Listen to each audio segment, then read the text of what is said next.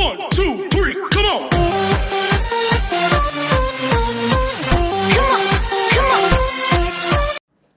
Hello beautiful people! Welcome back to my channel. This is your Mama Sam. Hola mga amigo, amiga, kumare at kumpare. Kamusta kayong lahat? Sana lahat po kayo ay okay at safe ngayong araw na to. At syempre ko ako naman ang tatanungin nyo. Nakikita naman ninyo ang beauty ng Mama Sam ninyo. Fresh overload pa rin, di ba? Ganyan talaga kapag umiinom ka ng maraming vitamin C plus kumakain ka ng maraming banana. Dahil sa banana, nakakaloka ang ganda ng Mama Sam ninyo. Charot! So, kamusta naman kayo? Mga amigo, amiga, sana lahat kayo ay nakapag-Ovaltine nga ngayong araw na to. Syempre, maraming salamat sa walang sawang tumatangkilik at sumusubaybay ng bonggang-bongga dito sa Mama Sam Vlogs. And then, of course, kay Christine Ann Perez na laging maganda. At saka, syempre, sa mga bago nating subscribers dyan, hello, hello, hello! Maraming salamat sa pagmamahal at suporta. At saka kay Edhi. Yun, maraming salamat. Lagi din nakatutok dito sa atin. At eto nga, marami akong hatid na chika sa inyo ngayong araw na to na talaga naman, oh my gosh, magtataas ang kilay ninyo ng bonggang-bongga sa mga pag-uusapan natin ngayon. Kaya guys, wag na nating patagalin ang ating mga chika para sa una nating chika. Sabing ganon, Samantha Panlilio, nagdiwang nga ng kanyang kaarawan at marami nga nagsasabi na mas gumanda at bumongga ang beauty ni Samantha Panlilio ngayon. So Mama Sam, tingin mo, dapat nga bang magbalik pa si Samantha Panlilio sa mundo ng beauty pageant? Okay. So sabi ng ganon, yes, mas maganda ngayon si Samantha Panlilio. Alam nyo kung ako ang tatanungin ninyo, gusto ko siyang mag-try ng Miss Earth.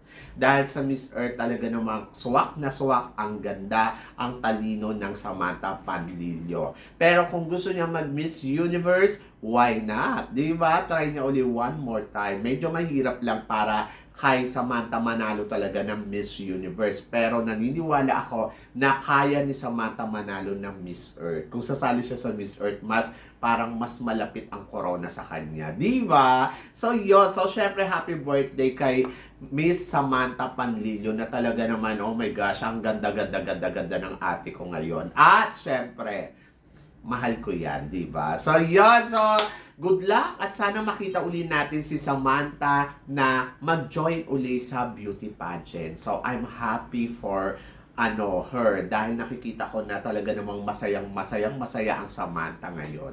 At para naman sa sumunod natin chika, Mama Sam, ano naman ang masasabi mo? Si Andrea Mesa ay kinasal na ng bonggang-bongga. Yes! Kahapon nga, Diyos ko, ginulat tayo ni Andrea Mesa na nagpakasal nga sa beach wedding, ang tawag dito. Na talaga naman masasabi ko, in fairness naman sa boyfriend niya, napakagwapo. At ang ganda ni Andrea Mesa sa kanyang wedding gown. Diba? Puting-puti. At talaga naman masasabi ko, oy, congratulations kasi ang bongga. So, yon. So, nakakatuwa, no? At least, diba? Si Andrea Mesa bilang Miss Universe, meron siyang advocacy na ipinagpapatuloy at talaga naman natutuwa ako kasi kapag Miss Universe ka talaga, no, kailangan talaga may ginagawa ka. At yun, so tingnan natin kung ano ang next kay Andrea Mesa, lalo na ngayon na nag-asawa na siya. So syempre, baka next time may baby na siya, charot. So yun, so in fairness and good luck, sana maging strong yung pagsasama nila ng asawa niya. Kasi alam naman natin sa mga beauty queen, di ba? But I think si Andrea Mesa kasi napakabait na tao and magkakasundo sila ng kanyang napangasawa forever. Diba? So, yan. At para naman sa sumunod natin, chika, Mama Sam, tingin mo, evening gown ni Chelsea Manalo, kung nailaban niya ba to sa top 12, Mama Sam, tingin mo, tutungtong kaya si Chelsea Manalo sa top 5? Siyempre gawa to ni ni Manny Malasan, diba? So, ako para sa akin, depende kung paano niya ipinuroject, depende kung paano niya inilaban, di ba? So, I love the color. Bagay sa kanya yung color and then maganda yung pagkagawa. bongga. So parang feeling ko kaya niyang mag-top 5. Pero ayun nga, di ba, yung sinasabi ko, hindi na siya pinaabot ng top 5 hanggang top 30 lang. So yun, so paano siya makaka-top 5? Eh top 12 na hindi na nakalusot. Kasi nga, may pinupush sila dyan. Charot! So yun, so ang akin, maganda yung gawa ng gown. Kung sakali siguro nakapasok siya sa top 12, baka maitawid niya yan sa top 5, di ba? So yun, but hindi tayo sinuwerte. Pero okay lang yan, guys. Naging Miss Universe Asia naman tayo, at saka huwag kayong malungkot. May laban pa naman tayo sa mga susunod na taon. So malay ninyo next year, maka-top 5 na tayo, o kaya sa mga susunod na taon. But kay Chelsea Manalo, congratulations pa din. Kasi nag-best in long gown, tapos nag-best in national costume, plus, nandoon nakapasok tayo sa top 30, hindi naman tayo na El Tocuyo, yung ibang bansa nga na El Tocuyo pa, di ba? And then, ayun, ang maganda din, naging Miss Universe Asia pa siya, di ba? Kaya, win-win situation pa din ang nangyari sa atin dito sa Miss Universe. So, better luck next time. Doon sa mga naghahangad na gusto talaga natin ay maka-top 5, malay naman natin next year. Lahat naman tayo, syempre, as long as possible, gusto natin yung kandidata natin makarating sa dulo ng competition. Pero kung hanggang dito lang yung inabot, wala naman tayong magagawa, di ba? So, be happy na lang kung ano yung nakuha niyang achievement dyan. At parang feeling ko naman, bongga yan. O, di ba? And then, of course, para sa sumunod natin, chika, Mama Sam, anong masasabi mo sa mga pambato ng Laguna ngayon taon na to para sa Miss Universe Philippines? In fairness sa Miss Laguna, Miss Universe Laguna, ang gaganda ng mga kandidata. Naaalala ko tuloy nung kabataan ko na nanonood ako ng mga Miss Laguna. In fairness, ang gaganda talaga. At ngayon, grabe ha, talagang masasabi ko, pwedeng mag-Miss Universe Philippines ang Laguna this year dahil ang kanilang mga pambato ay talagang umaariba ng bonggang-bongga. Lalo-lalo na yung mga candidates na nakita ko na talaga ang gaganda, katulad ni candidate number 9, candidate number 1, candidate number 4. Oh my God, ang charming ng mga beauty nila. Lalo na si candidate number 9, no? Talagang may eksena na parang wow! Pwedeng pang Miss Universe. Pero tingnan muna natin kung sino ang mapipili ng Laguna. Kasi marami talaga mga kandidata na umaarangkada. Kahit sa kanilang tatlo, meron pang more. Diba? Ay, nako, ang bongga. So, parang feeling ko kakabugan Laguna ngayon sa Miss Universe. So, I'm so excited. And then, of course, mas nakaka-excite ang labanan natin sa Miss Universe kung si Winwin Marquez nga ba ay makakasali dito. Yes, lahat tayo naghihintay kung magiging officially candidates nga itong si Winwin Marquez dito sa Miss Universe Philippines. And then, ayan nga, kinukumpara na nga yung mga kandidata na magkakambak ngayon sa isa't isa, katulad na lang sa Colombia at saka dito sa Thailand. Sabing ganun, kapag si Winwin Marquez ba, kaya ba niyang kabugin ng mga to? Pili ko naman, oo naman. Bakit naman hindi? So, magtiwala lang tayo. So, medyo hindi pa tayo sigurado kasi dito sa Miss Universe Philippines kung magjo-join nga ba itong si Winwin Marquez or si Winwin Marquez na bang ipapadala natin sa Miss Universe. So, wala pa tayong idea dyan. But for now, nakaka-excite kasi syempre kung sasali si Winwin, another caliber candidates na naman ang magiging kandidata dito sa Miss Universe Philippines. O, diba? Front runner yan for sure. O, diba? And then, of course, para sa sumunod na chika, Mama Sam, tingin mo, Herlyn Budol dapat nga daw bang magbalik na sa Miss Universe Philippines? Sa Miss Grand Philippines? So, kahapon nga sa show nila do sa TikTok Clock, nakita nga natin na si Herlyn Budol ay rumampa ng bonggang-bongga. Siyempre, maraming natuwa kay Herlyn. At talagang nakita ko rin yung determination niya, no? Yung seryoso siya sa madaling salita. In fairness, may binubuga siya at may gusto siyang patunayan na no, naka-first runner-up ako. Medyo naloka ako dito kasi sabi niya, kasabayan ko si CJ Opiasa sa Binibining Pilipinas. At talagang sinabi niya, naka-first runner-up ako. Di ba? Diyos ko Lord. Pero, syempre, kung naka-first runner-up si Herlyn Budol, ay ito naman si CJ Opiasa, ay naka-first runner-up din naman sa Miss Grand International. So, yan. So, ito, para dito, nakita ko lang dito, kung si CJ naligwak siya noon sa Binibining Pilipinas at ngayon naging Miss Grand Philippines. And then ito naman si Herlyn Budol, hindi niya nakuha yung corona ng Miss Grand, di ba?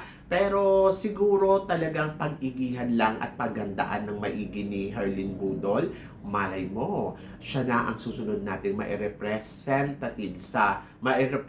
sa Miss Grand International in the future, di ba? So nakita ko yung kanyang pagiging class talaga yung pagrampa niya at saka yung, alam mo yung hindi niya ginawan joke, seryoso siya pagdating dito sa rampahan at nakita natin kung paano siya rumampa, talagang nandoon ipinakita niya na, I am a queen.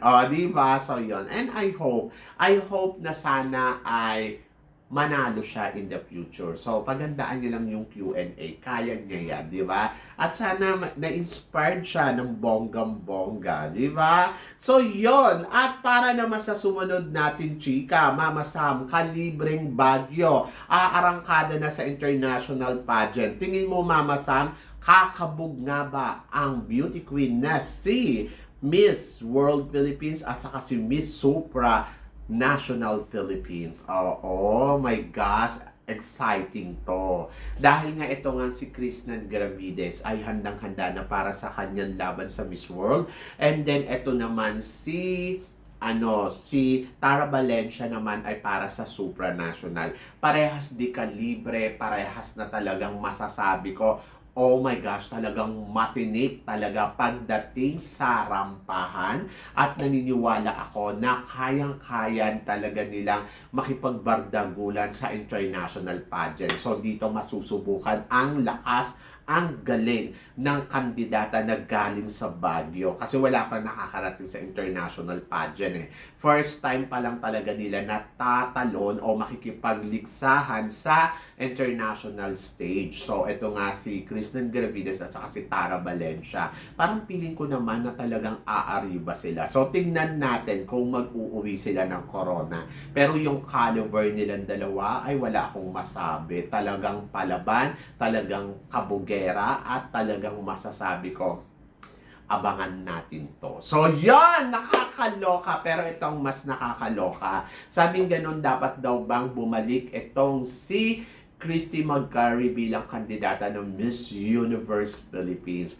Yes, nakita ko si Christy McGarry, yung mga photoshoot niya, plus yung guesting niya dito sa, yung Runway Queen. Oh my gosh, talagang masasabi ko, grabe, ang ganda talaga ni Christy McGarry ngayon. So, I hope so na sana lumaban siya. And then, sabi ko nga, panalo. Hindi mo rin talaga masisisi yung ibang tao kung bakit nagwawala talaga sila noong nakaraan taon no? Kasi kung etong si Christy McGarry ang ipinadala natin sa Miss Universe, in fairness sa kanya, parang feeling ko, basta nag-under training lang siya ng bonggang-bongga, kaya niyang tumungtong hanggang sa top 12, no? So, yun, top 12 talaga At baka maka-top 5 pa yan. Malay ninyo, mag-runners up pa. So, yun. Iba kasi yung beauty talaga ni Christy McGarry plus yung height. Tapos, kayang sumabay sa mga Latina, kayang makipagbardagulan. Kaya sabi ko, in fairness, no, talagang nasayang talaga si Christy McGarry. Ano ba? Miss Universe Philippines. So, sana naman, pansinin ninyo yung mga ganitong dekalibre at ganitong mga beauty, wag niyong baliwalain. Kasi, mas malayo ang mararating natin. Di ba? So, yon kayo guys. Ano guys ang masasabi ninyo dito sa mga pinag-uusapan natin ngayon? So, please comment below kung parang piling ninyo na sayang nga si Christy McGarry dito sa Miss Universe Philippines. So, yon. At saka sa mga iba nating chika. So, yon. So, syempre maraming salamat sa inyo lahat sa suporta at pagmamahal na binibigay ninyo syempre dito sa channel ko. At sa mga hindi pa po nakaka-subscribe dyan, please don't forget to click like and subscribe my channel at i-click nyo na rin po ang notification bell para more updated kayo sa aking mga chika. Sabi ng ganon, always keep smiling and always think positive. Walang imposible guys, magtiwala lang tayo sa itaas. Kaya guys, hanggang dito na lang, hanggang sa muli nating chikahan. See you tomorrow. Thank you guys!